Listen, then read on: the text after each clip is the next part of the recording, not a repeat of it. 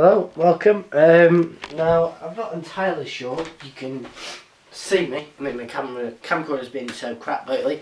I'm going to get a new one, it's totally crap. Anyway, if you can see me, obviously you can hear me quite well, hopefully.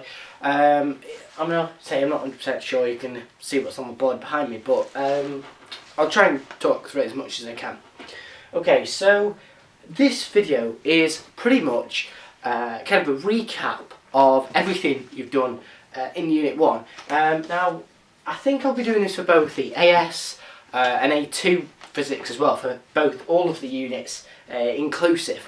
Now, this is going off from what the exam, from what the specification online says that students must be aware of. Now, obviously, because I'll be going over all of Unit 1, I'm just going from what the specification requires you to know in terms of the points. Obviously, I have done topic videos for each of the individual topics. Obviously, that's what it's called, topic videos. But really, this video is kind of just a recap of everything. It's kind of a key points video, okay? But anyway, get out of the way. Okay, so the first thing you need to know is that the constituents of the atom. So we're going to start from the particle physics, the very start of the course. Okay, so with this, all you basically need to know is what it looks like. Okay, so you were presented with something like this. This X here, I don't know if you can see it, is labelled as, so the big letter, okay, that's labelled as actually the, how it's found in a periodic table, but you don't really need to know that, that's just the element. Okay.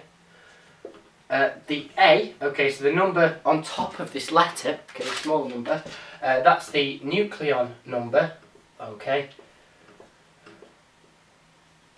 Or if you times that by something you're going to do in A2, which is about the weight of the atom. Okay, you times that by a 12th of the mass of carbon, and you get the weight of the atom as the atomic mass. But anyway, you'll obviously look at that later. You just need to know that's the nucleon number, in other words, the number of protons and neutrons. And this, the number below the letter, okay, that is quite clearly just the proton number. Okay, and the proton number will obviously, sorry, so the nucleon number is the number of protons and neutrons, and the number on the bottom is clearly the number of protons. Okay, so therefore the difference between them must be the number of nucleons. Okay, right, okay, so another thing that the specification says you should be aware of is specific charge. Okay, now specific charge is kind of what it says. It's the specific charge. In other words, it's the charge per unit mass. Okay, so the specific charge is the charge per unit mass. In other words, the total charge over the mass. Okay, now for stable atoms, okay, we've got the same number of electrons as protons. Okay, obviously it won't have any charge, it won't have a specific charge. Now, what it's commonly going to ask you in the exam, it's going to mention about the nucleus. Now, obviously the nucleus of an atom only contains the neutrons and the protons. In other words, the charge will just come from the number of protons. It won't be distorted by the number of electrons. Okay, so even in a stable atom, okay, if you look at the nucleus, okay, obviously the only atom with charge going to be taken account of is protons, okay, which obviously have a positive charge, so it's going to have a positive charge. Okay, but obviously if you lose a couple of electrons, it might ask for the total charge of the atom. In other words, you would just do the opposite charge. So if you lost 2 electrons, then obviously you would, because you're losing a negative charge, if you take away a negative, you end up adding it. Okay, so obviously you would end up with a positive charge. But again, the mass, it will tell you, if it wants the mass of just the nucleus, then you just take into account the mass of the neutrons and protons. And obviously if it's asking you to take into account the whole atom, it will specify, then you have to include the mass of the electrons. However, they generally only, in specific charge, they only ask about the mass of the nucleus, okay, because the mass of the electrons are so insignificant compared to their charge. Now, as I said, it might ask you for the specific charge of an electron, okay? And obviously that's going to be very big because the electron's very small, yet it has quite a big charge associated with it, even though it's negative, obviously. Okay, and so obviously for the constituents of the atom, so a fancy word for saying you know what it looks like and what the bits are of it. Okay, so in AQA they want you to know about what this nucleon number, okay, what the element is, obviously not necessarily it will tell you, but you get the idea. Okay, and it wants you to know about the proton number, and obviously the difference between the nucleon number and proton number is the number of neutrons, and also you need to be aware of that specific charge. Okay. The other thing it mentions is you need to be aware of something called isotopes. Now, again, like all of this, you've probably covered most of it at GCSE. Isotopes are basically where you have exactly the same number of protons. So basically this Z number here will be the same, okay, but the nucleon number will be different, okay. So that obviously means an isotope is an atom with the same number of protons but a different number of neutrons, okay. So that is what an isotope is. Now obviously, as with GCSE, you need to be aware of alpha decay. Alpha decay is basically the removal of a hydrogen atom, okay. So it's a proton and neutron number of 4, okay, and obviously, so it's labelled by little a, okay, so it's labelled like that, okay, so you've got 4 neutrons and protons, and the element is labelled little a, and the proton number is obviously 2 protons, 2 neutrons. And again, you may be asked in a a decay equation to work out the number of alpha particles that have decayed. Okay, so a very, very simple idea there of obviously just making the neutron numbers and proton numbers on either side of the equation balance. But as I say, I do a topic video on all of that. If it's not up yet, it will be up fairly soon, okay? But really it's just a case of being aware of the specific charge, the neutron number, the proton number, the difference between them obviously, and the alpha decay and the isotope business, okay? So that's all it talks about really. Obviously you need to be aware of the SI units, okay, but that goes for pretty much anything in physics, okay. So I'm not going to go over that, but obviously if you want me to, please do leave a little line in the comments and I'll obviously try and get back to you when I can. Okay, and obviously, by the way, the units for specific charge, it's probably something I should have mentioned, is obviously charge over mass. We measure charge in coulombs, we measure mass in kilograms, okay, so obviously it's coulombs per kilogram. That's the units of specific charge, okay, so very basic, just kind of an indice rule. Okay, that's the next thing I want you to think about. Now, I kind of already mentioned there about alpha decay, but the next little bit of the specification talks about stable and unstable nuclei. Now, obviously, I just reiterate the fact that this is just covering the basics. I will do proper videos, and there are topic videos, obviously, on my channel, on my Unit 1 playlist. Okay, so the next is talking about stable and unstable nuclei. Okay, so the specification requires you to be able to talk about the types of forces there are, okay, and in particular it's talking about mentioning how the strong nuclear force acts. Now again, we'll be doing videos about all the different types of forces and what they act between, but you need to be aware specifically the strong nuclear force, okay. Now, the strong nuclear force, the thing they want you to be aware of in a strong nuclear force is the fact, is its range, okay? And there's a couple of key things you need to be aware of in its range. The strong nuclear force is very repulsive between 0 and 0.5 femtometers, which is 1 femtometer is 10 to the minus 15 of a meter, okay? So between 0 and 0.5, okay, femtometers, the force is actually very repulsive, okay, and between 0.5 femtometers and 3 femtometers, it's very attractive. However, as we get slowly beyond the 3 centimeters, it starts to die off in strength. In other words, it becomes out of range. Okay, so you need to be able to state them 2 key distances, which are, I'll just reiterate, 0.5 centimeters and 3 centimeters, and obviously you need to be able to describe on either side of each of them distances what happens. So again, just to reiterate, between 0.5 centimeters is very repulsive, okay, and between 0.5 centimeters and 3 centimeters it is extremely attractive, okay. That's the range you need to be aware of. And then anything after 3 centimeters, so 20, whatever, it's considered to be out of range, okay. So, attraction is not very strong, and obviously after a certain point it will die off altogether. But really, 3 centimeters is the distance that you would say. Anything beyond that is kind of out of range, okay. But you have to be aware it still works up to a slight bit after 3 centimeters. But I mean, for as far as you're concerned, the exam specifies after 3 centimeters it's out of range. Okay. Yeah. You also need to be aware of how it keeps the nucleus stable. Okay, now the strong nuclear force, sorry, 1 second.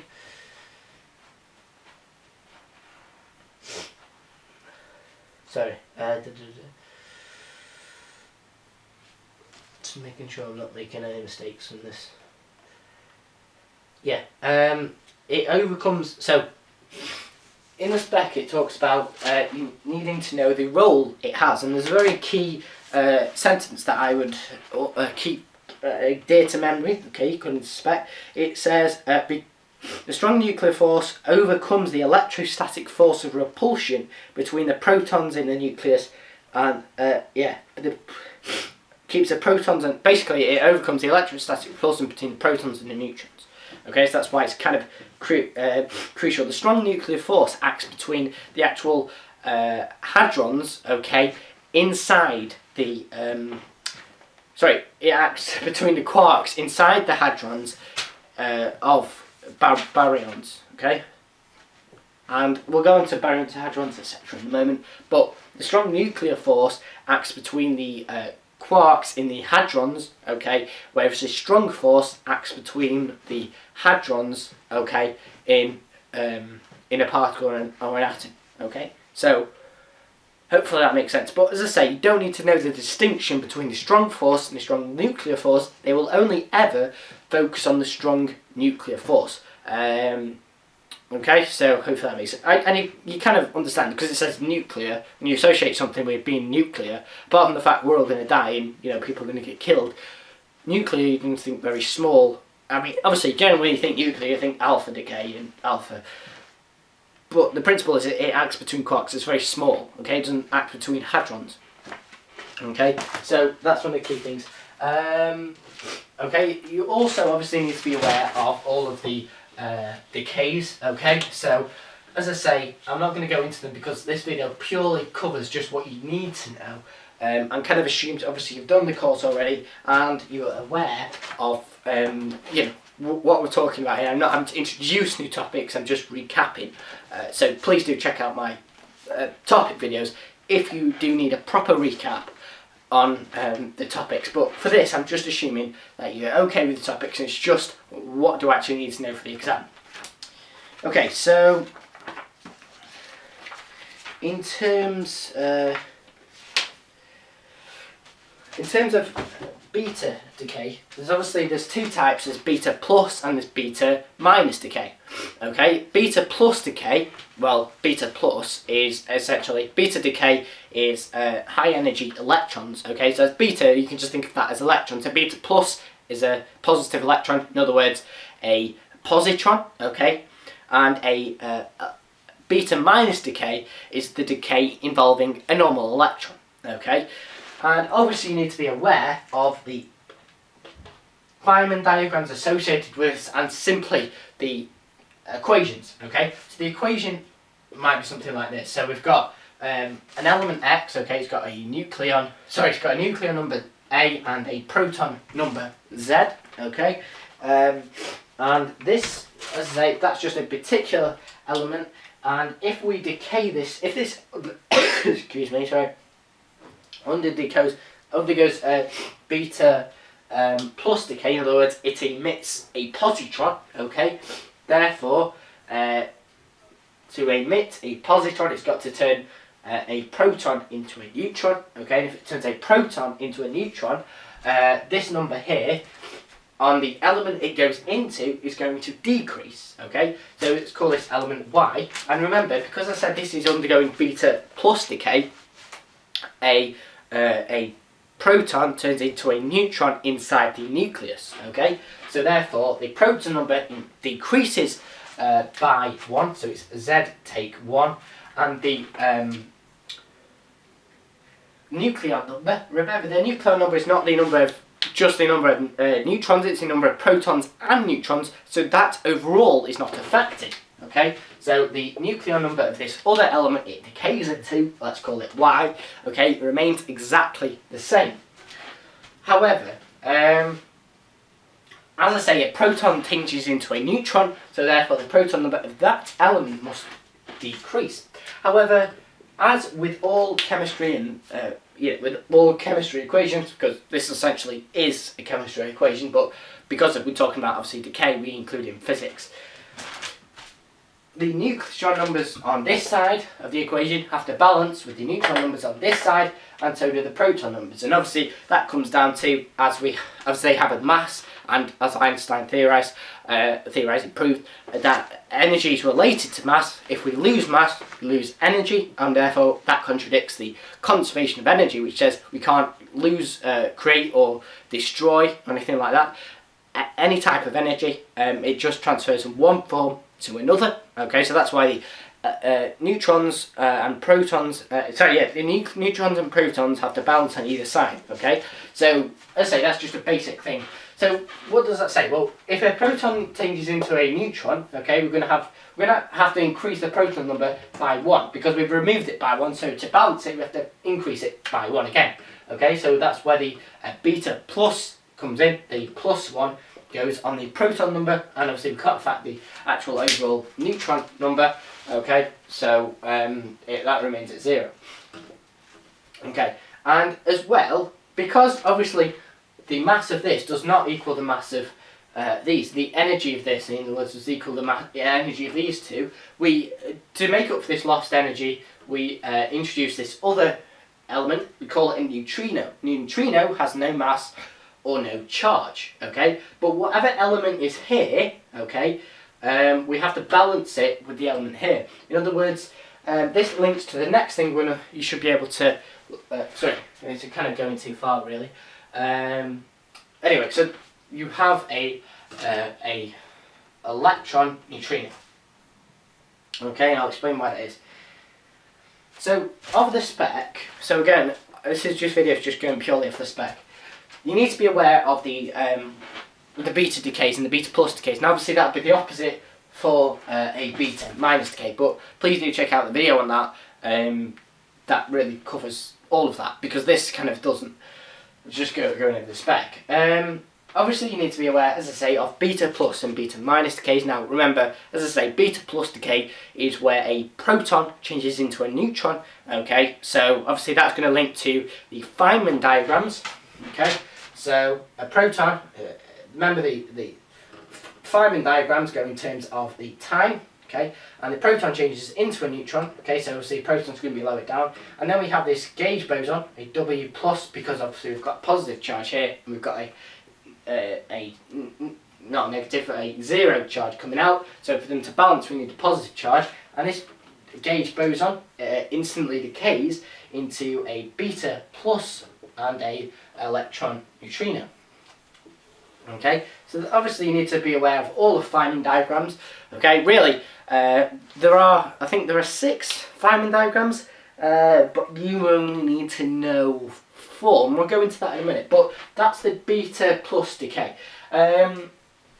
Now, obviously, all the laws of conservation apply in this. So, obviously, you need to be aware of all the conservation laws that we have in particle physics. So one of them obviously is, energy, conservation of energy, that's one.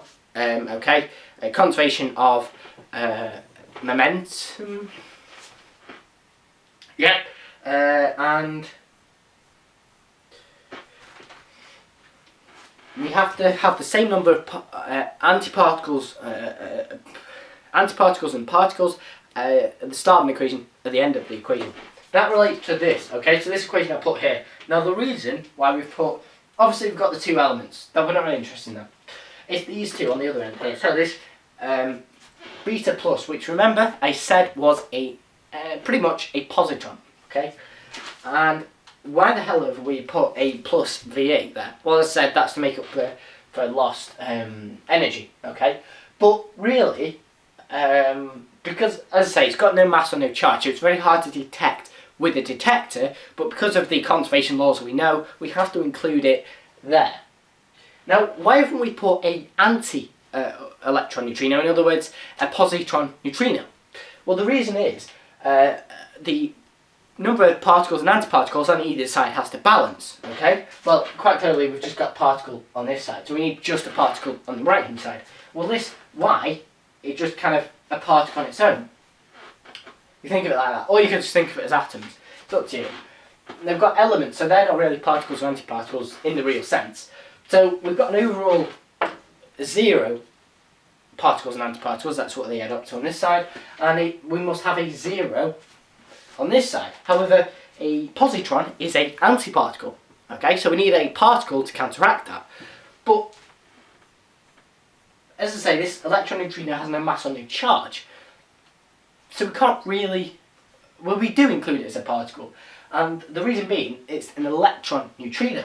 So if you think of it, a positron has a antiparticle of 1, okay, so we need a particle to cancel that out with. In other words, it must equal 0, so a particle taking an antiparticle is obviously 0, because they're the same particle.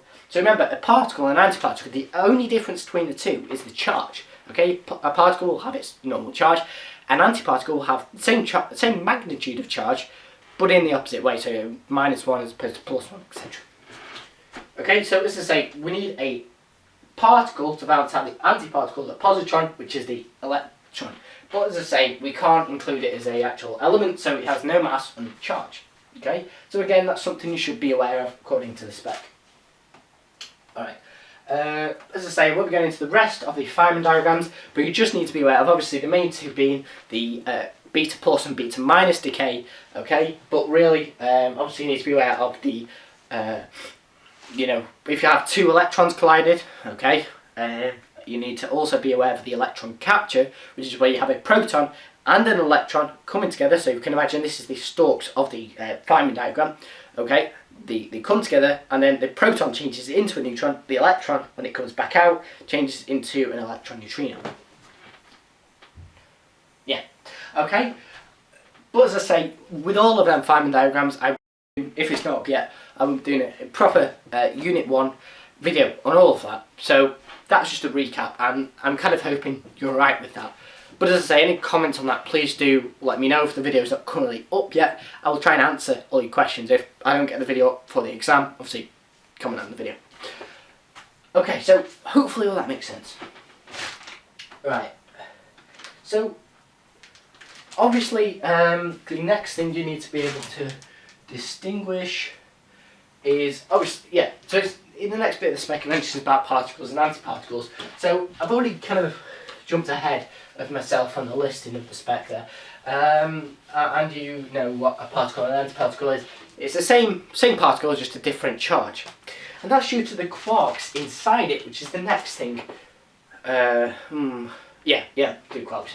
Next thing you need to know. Now, there are many quarks in the world, okay? But according to the spec, you only need to know up, down, and strange. I'm sure there's another one that you need to know. But, I mean, in terms of which one do I include, I personally like to know 6 quarks. And if you know 6 quarks, then you automatically know 12. And I'll help you understand why. Okay, so obviously you're given these quarks on the front, in your insert, in other words, on the formula sheet, it's more commonly known. Okay, and the quarks that you're given aren't that very good.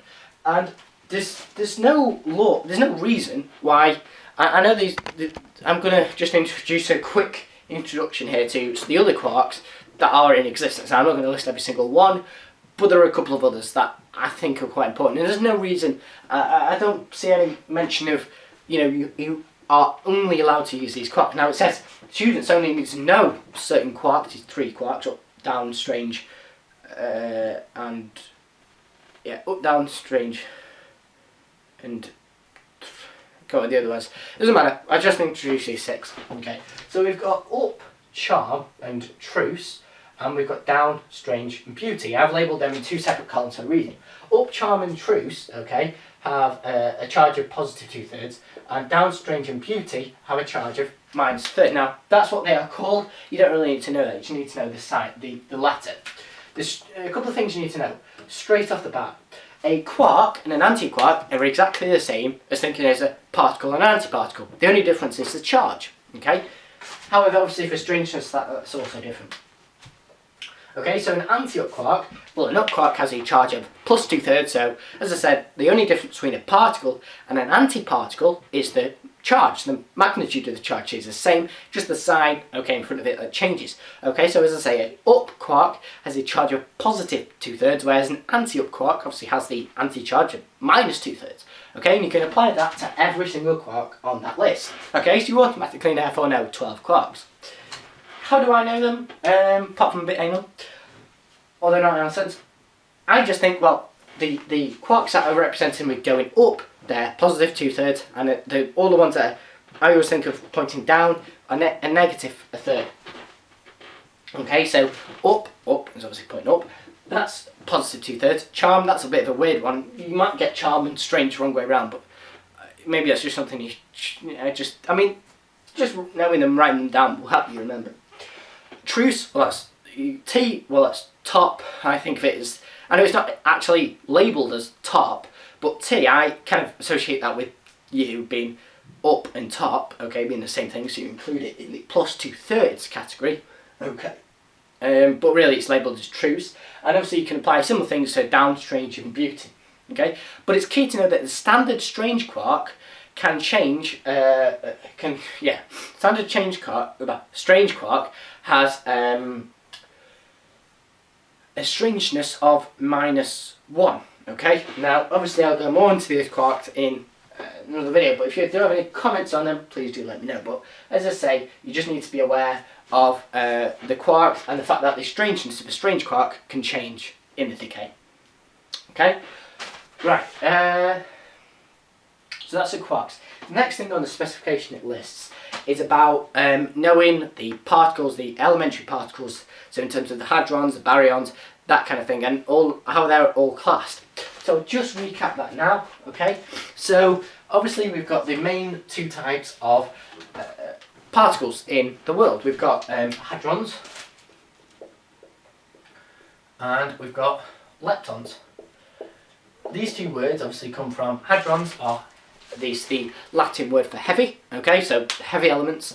So basically, and therefore the leptons, that's the light element in Latin, okay. The light elements are called light elements because they are elementary particles. In other words, they're not made of anything smaller. So really the category of leptons just is simply leptons. It doesn't go down into anything else. All leptons are only classed as leptons, okay. That might make a bit of a weird sense if it doesn't come to you straight away.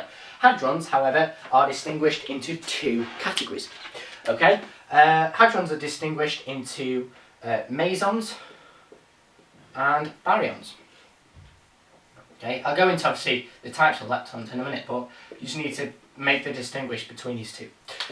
Hadrons, okay, are distinguished into mesons and baryons. Okay, now mesons, any meson will be kind of the things that aren't listed, so your pi meson, your k meson, your that kind of thing, okay? And they have, now you need to be aware of this, they have a quark and an antiquark pair, okay? So a quark and antiquark, or antiquark and quark. Whereas baryons either have 3 quarks, so quark, there's only 3 quarks, or 3 antiquarks, so you don't have a mixture, okay? So you have a baryon or an antibaryon. Okay, you can't have a mixture of both. Right, Now, the types of particles that are included, well, leptons, as I said, aren't made of anything small, so they generally have a very, very small mass. And straight away, that should come to mind straight away is the electron. And obviously, if an electron is a lepton, then obviously you've got all the derivatives of that in terms of the mu and the tau. The mu and the tau are just basically the same element, but they have different masses. Okay, so they slowly increase in the mass. Okay, so the electrons are lightest, then it's the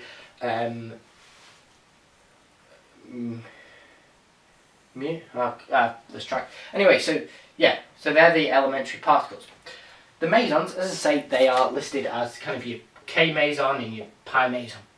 Okay, whereas your baryons are your protons and your neutrons. Okay, now all baryons will decay into proton because the proton is the most stable baryon. Okay, and that's to do with the number of that's just to do with the structure of a proton. Obviously, you don't need to be aware of that, so I don't know that. Okay, so as I say, you will get questions that I think one of the questions one year was a 6 marker on talking about the distinguishing between the two. So you just need to be aware of the two types, how they're categorised, examples of each, okay, and the how the structure in terms of quarks or they're not made of quarks at all. Obviously, in the case of leptons being elementary particles. So the spec requires you to have a distinction between the two. Okay. One other thing as well. The next thing it mentions is about electron volts and joules. Okay. Now, as I say, I will do a proper video on that. But basically, in shorthand, electron volts are come up with because the charge of an electron is so damn small that you will be doing it in 10 to the minus 19. It's very easy to round, okay, and scientists don't like using such small numbers. They try and make it normal so you can basically, so you can't be really arsed doing that much work, so they make it a bit easier for you, which is nice for us, but you know, a bit of an epitome of human mankind's intelligence and ability to make itself life easier for it. Okay, so anyway, apart from me becoming Louis through and doing a documentary on human intelligence, what do we actually need to know? I've lost my track because I'm getting so into it. Right, oh yeah, so electron volts. Now, electron volts obviously are bigger than joules because they converted joules to electron volts to make it bigger. Okay, and an electron volt is basically how much of a joule is it in terms of the charge of an electron, because it's an electron volt, so it's to do with the charge of an electron. A volt just being, well, volt being kind of, well, just don't get too enticed with volts being potential difference. It's not the potential difference of an electron, it's just in relation to the charge of an electron. So don't get that too mixed with your Unit 4 knowledge. Okay, so yeah, so just distinguish between the two. Think, well, electron volts have always got to be bigger than joules because the whole reason of converting from joules to electron volts is to make them bigger. Okay, so you can easily see them because electron charge is so small. Okay, so as I say, it's the proportion of it to the charge of an electron. So joules will be smaller. Okay, so when the charge of an electron, you have to remember, is at 1.6 times 10 to the minus 19. Okay, so if we're converting from joules to electron volts, okay, we're going to be making it bigger. So if we're converting from joules to electron volts, we'll be dividing by 1.6 times 10 to the minus 19. And if we're converting from joules, electron volts to joules, we'll be timesing by 1.6 times 10 to the minus 19. And that's because obviously 1.6 times 10 to the minus 19 is less than 1. So if you divide something by less than 1, it's going to increase it. And obviously if you times it by less than 1, it's going to decrease it. Okay, so that's the next little bit you need to be aware of. Okay, so the next bit of the syllabus you need to be aware of according to this is about the photoelectric effect, and obviously for the basis of that you need to know about photons. Okay, so photons are also known as kind of packets of electromagnetic waves. Okay, so they don't really have that much mass. Yeah, okay, so sorry about that. I'm having a tea. Probably didn't need to explain that. Anyway, so as I was mentioning, you need to be able to obviously distinguish what a photon is. Now I said it's just a packet of electromagnetic waves, okay? And obviously the basic is that you should be able to determine that the energy of the photon is equal to hf, where obviously h is the Planck's constant, f is the frequency, so therefore obviously one of the things on the spec you need to be able to distinguish is the fact that therefore the energy of a photon depends on its frequency. So obviously the higher the frequency, the higher the energy of the photon. Okay, and another thing it mentions in the specification is that you need to be able to distinguish between the intensity and the frequency. Okay, so if you've got light hitting a this relates to photoelectricity, which you obviously have to know about. You see the equations that you need to know. Now, I'm not too fond of keep drawing an equation on the board at this point because obviously my camera's crap, so you probably won't be able to tell what I'm writing down anyway. So I'm going to try and give as much of this now as kind of verbal stuff, which obviously means you'll have to listen, as opposed to just kind of skipping the video and stopping a bit to where I write stuff on the board. So obviously you know that the energy of a photon is obviously depending on its frequency, okay, and we can't create any more energy, we can't lose energy, so all the energy from the light must be emitted to put on the electrons that are therefore escaping metal, okay. So it's all about obviously the intensity and the frequency, okay. So the intensity just means there's more photons arriving per second, doesn't mean there's more energy arriving. Each photon is going to be absorbed by each electron, so each electron has got more.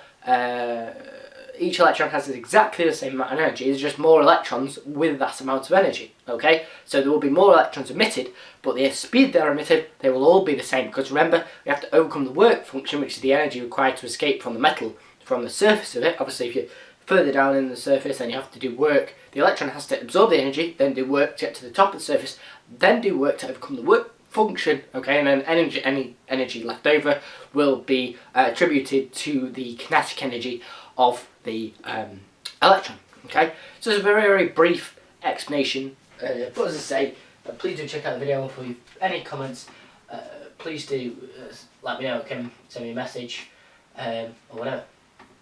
Okay, so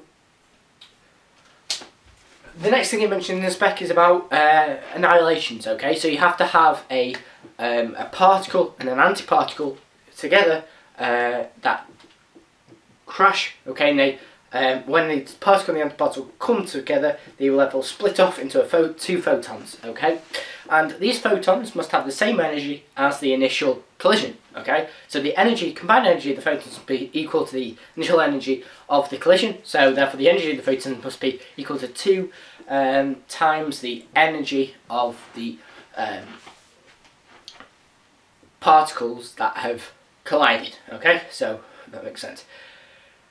Because obviously we have the energy of one particle and the energy of another, we assume to be travelling at the same speed, obviously the same mass, etc, etc. So we calculate that from the rest energies, by the way, so it's 2 times the rest energy is equal to the energy of the photon, okay?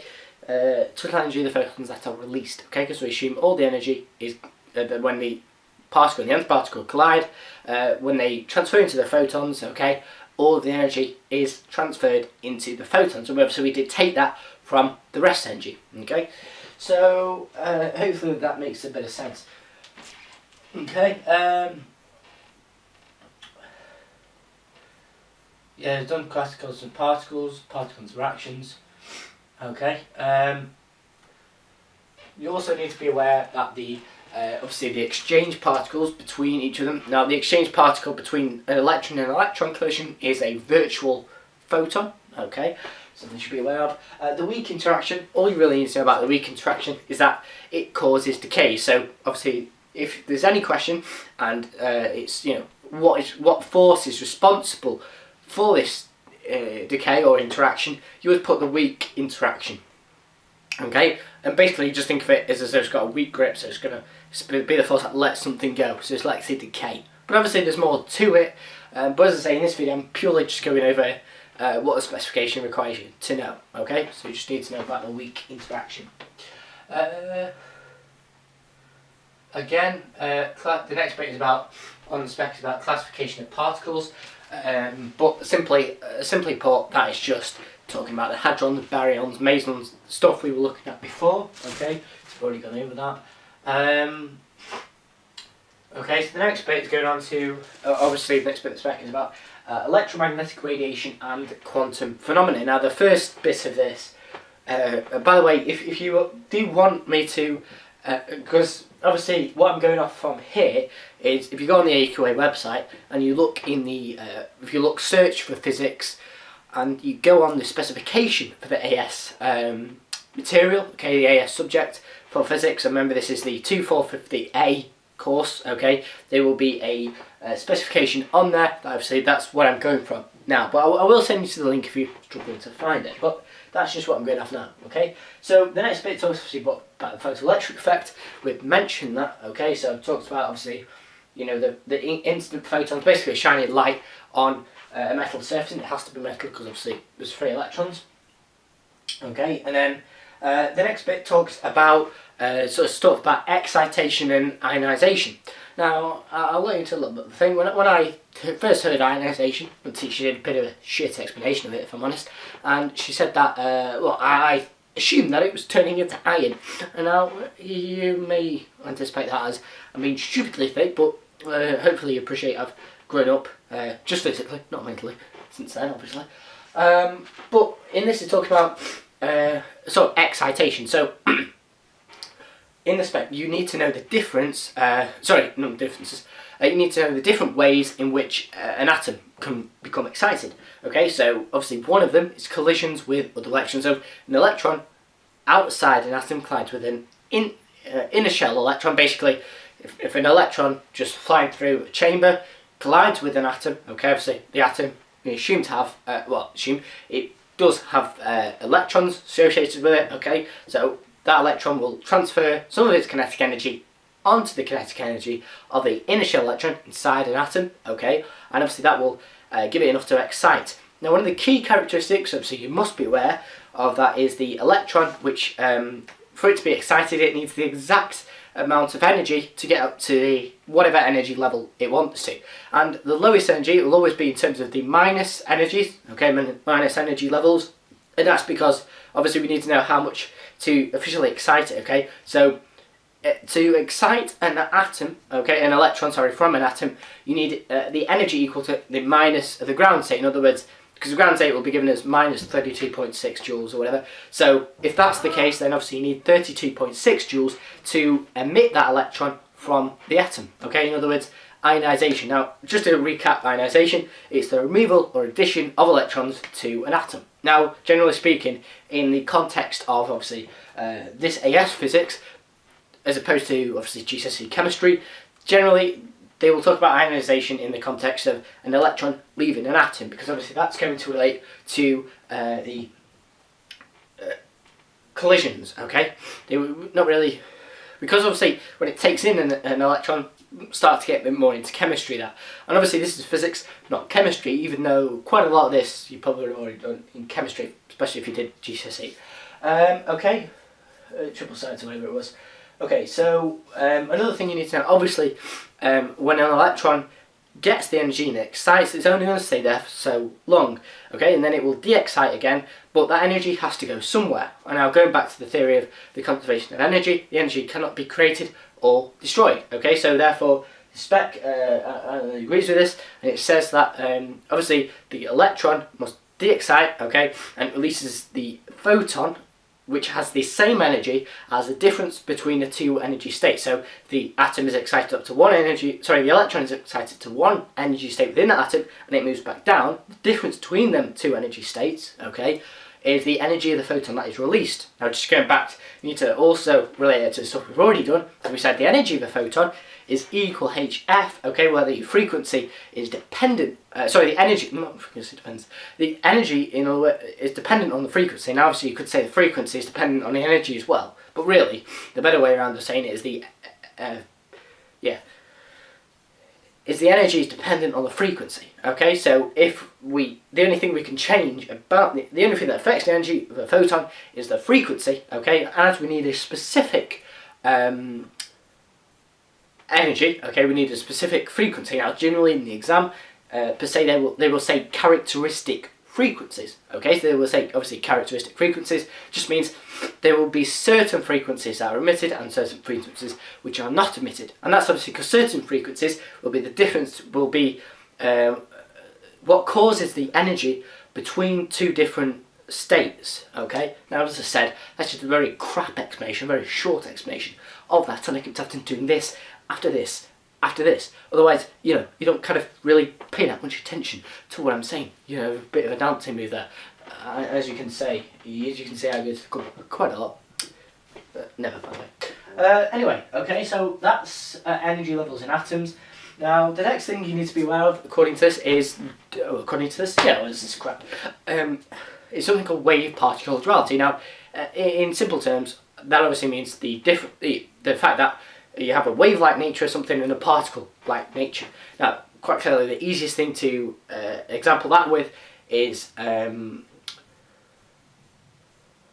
light. Okay, so obviously there's an equation that goes with this. Okay, you're given it in the form of the sheet, which is the Planck's constant over the mass times velocity. Now, obviously, you will, depending obviously on whether you're doing this as the old AS course, probably not, or as the linear course, you should know that mass times velocity is momentum. I mean, you probably should remember that from GCSE anyway.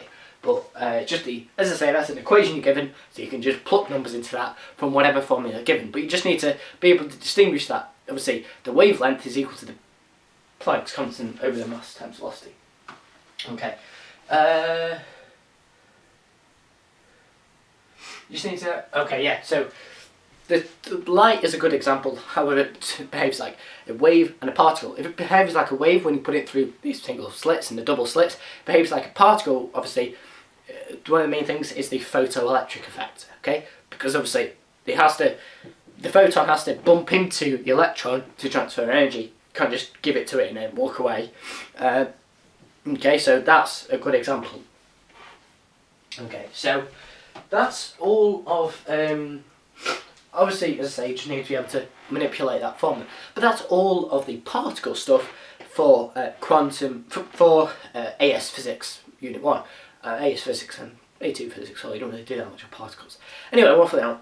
So that's all. I know I probably made this a bit too long and I should have made it a lot shorter, but it's just a recap of the whole thing. Okay, so the next bit, obviously, is the bit that some people don't really like. It's all about the electricity stuff. Okay, so very basically, there are formulas that you need to know, and I hopefully need to go through all of them. But it's about combining formulas to see whatever equation might give you current and a voltage. So you'd have to work out like resistance, or again, it's just manipulating formulas and working out what you need to. Okay, so very basic introduction to that, and you just obviously need to be able to know, well, what does the V mean, potential difference, what does the I mean, current, okay, and obviously you need to know what current's measured in, which is amps, that kind of thing. Okay, so I'm assuming you're all familiar with that, and there's nothing really too difficult about that. Okay, the next thing you mentioned is about resistivity. Okay, now resistivity, basically it's all about characterising, basically resistivity is taking into account the area and the length of a material, okay, because obviously we say resistor, that's a 10 ohm resistor, but we don't just have, obviously resistors in the context of something you would set up in a circuit, it's not the only thing that has resistance. So other things that are not resistors but do contain resistance, we have to come up with this formula so we can put a resistance value to them. Okay, and this is all to do with resistivity. Now, there's no in the exam they really don't ask you to build up to it, but obviously in my videos I do. But just a brief introduction. Basically, it's the little p. Okay, again I'll actually try and God forbid I'll try and write this as an actual equation so you can see this. So P is equal to RA over L. Okay, and obviously the little p, okay, that represents the resistivity. Okay, the L represents the length. Okay, the A represents the area, and the R represents the resistance.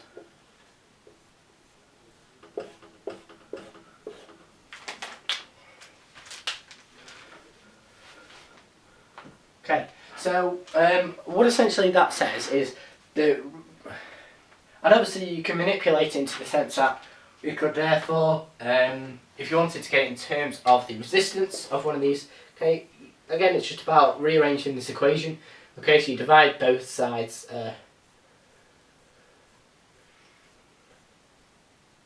It's the best way to do it. 1 sec, actually. Just double check something.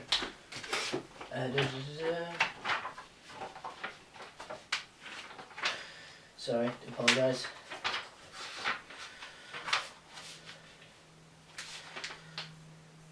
Yeah. Okay, so you might want to say the resistivity of something is directly proportional to the area, but it's inversely proportional to the length, and the constant proportionality is the resistance of that material. Okay. So, as I said, it's a very crap explanation, but you don't really need to know that. It's kind of just hypothesised, probably made up, but makes sense to me. They will never ask you how is that formula, created. You just need to know what the individual parts of that formula mean, and obviously use them to answer any question you might be given. Okay. Another thing, kind of based off that, is something called superconductivity. Well, it's not really based, but it's labelled in the same bit of the spec. Okay, so superconductivity is all about basically when a material has resistance below no resistance below critical value, and the higher the critical value, so the better the superconductor it is, because if it's a higher value then we have to put less energy to cool it down, which is more efficient and cost efficient to be used in businesses, because obviously having a higher resistance kind of waste energy, but obviously it's good in terms of lights and stuff, that kind of thing, but really the low, the higher the critical temperature, the better the superconductor it is. And anything that has a critical temperature above, I think it's minus 183 degrees C, but I mean all you just need to know is below critical temperature. Okay, if it's got the critical temperatures above a certain thing, okay, and it has resistance below the critical temperatures, it's considered to be a superconductor. But that's all superconductivity is. Okay. The next bit is about circuits. Basically, you obviously need to know the distinction between how resistance is shared, potential difference, and current is shared within a circuit. Okay, and it's kind of similar to the idea of springs in series and parallel. But obviously, I'm not going to go into springs and springs in this video, because obviously that's not to do with Unit 1, but it is closely related to this, so if you do forget it, you can use this to help you remember it. But as I said, there's a video on springs, so if you do need a bit of a recap on your springs knowledge, then obviously please do check out my video on that. Okay, so if we have a series circuit, obviously it's a bit of a crap one, but you get the idea. That's a resistor, okay, and we have two resistors in series. Okay, what will happen? The current, obviously, the current in each part of the circuit will be the same. Okay, because it's in series. Okay, so the current going into resistor R1. Okay, we'll call the shorter one. This one here, that's resistor R1. Okay, we could call this resistor R2. Okay, the current going into R1 and R2 will be the same. However, because the potential difference in the battery, potential difference is shared, okay, between the two resistors, so the potential difference of R1 plus the potential difference of R2 combines to give the potential difference of the battery. Now, one of the key things with definitions, you need to know what the terminal potential difference is. Now, the terminal potential difference, really, apart from death, the only thing you associate terminal with in a circuit is the terminals of a battery. So the terminal potential difference is a potential difference over the terminals of the battery. In other words, because that is the start of the circuit and the end of the circuit, is a potential difference of the whole circuit. Okay, so the potential difference of the whole circuit is shared between R1 and R2. Okay, and they may be different values. Okay, so resistance, current, yeah. Obviously, the resistance will be shared between whatever value resistors are. Okay, and they will always add up, even if they're in series or there will be a given resistance. Okay.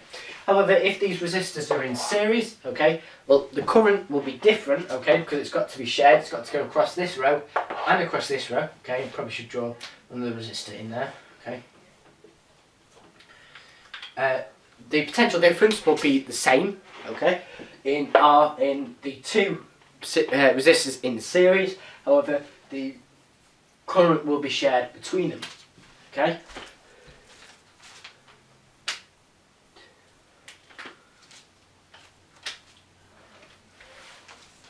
resistors in parallel, if you wanted to, basically, if you were to place these two resistors with one resistor, 1 over R, okay, is 1 equal to 1 over R1 plus 1 over R2. Okay, so that's very, very similar to the springs in springs.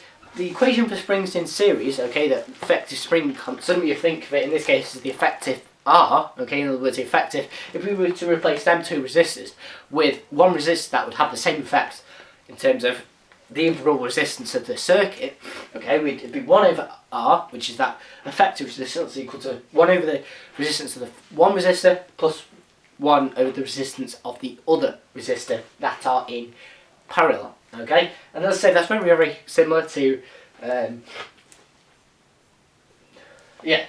resistors in series. That's very, very similar to when you have two springs joined together. Okay, I think that's parallel. Okay, so that's just kind of a brief introduction into that. So again, I do apologise about the poor quality of this. Okay, so that's, as I say, about the effective resistor, but you don't really need to know so much about that, I think. Potential divider was just when you have two resistors in series, okay, and one of them is a variable resistor and one of them is a fixed resistor. This next thing is talks about EMF, okay. Now EMF is the electromotive force. It's the electrical energy, well, when you look at it next year, it's also known as the electrical energy per unit charge, but really you just need to think in AS. Basically, EMF is the sum of the potential difference of the circuit plus the potential difference in the battery. In other words, the potential difference in the battery, okay, actually in the battery itself, is the current times the internal resistance, okay. So obviously EMF is equal to I R, so current of the whole circuit times the resistance of the whole circuit plus I, the current of the circuit, times little r. Okay, and obviously you can replace I big R with V. Now you don't replace I little r with V as well, because you might get it confused with your other V, which represents the potential difference of the whole circuit. Okay. Now this next bit, again, trying to rush through the rest of this, you need to know about something called the root mean square value. Now the root mean square value is essentially saying what is the value of the current or potential difference, whatever the root mean square is of, okay, be voltage or potential difference. Sorry, voltage or resistance, okay. It's the power of, what is the power of an alternating current that would give the same power as a direct current through the same resistor. Okay, now there's equations for that. Essentially, it's the peak current or voltage over root 2 gives you the root mean square current or whatever you want. Okay, that's the right way around, isn't it? Yeah. Okay, so you probably will have to calculate that off. This leads me quite nicely onto an oscilloscope. Now, an oscilloscope, okay. As I say, I do a proper video on oscilloscopes, but you really just need to be able to obviously dictate the fact that you just need to look what the screen looks like, okay, and it basically is a sine curve, okay, and the height of the sine curve, the maximum point on the sine curve will give you the maximum peak, will give you the peak voltage or current or whatever you're looking at, okay. And obviously the two difference between, the difference, basically the time period of the curve, curve will give you the time period of the whatever it is you're measuring.